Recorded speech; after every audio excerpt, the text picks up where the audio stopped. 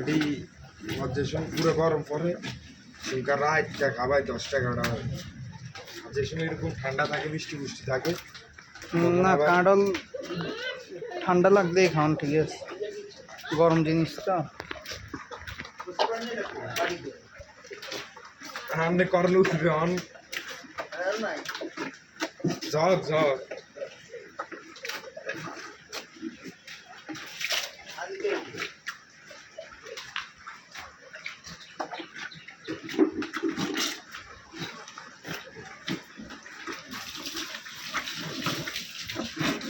কি কাঁঠালের বেশি খায়নি?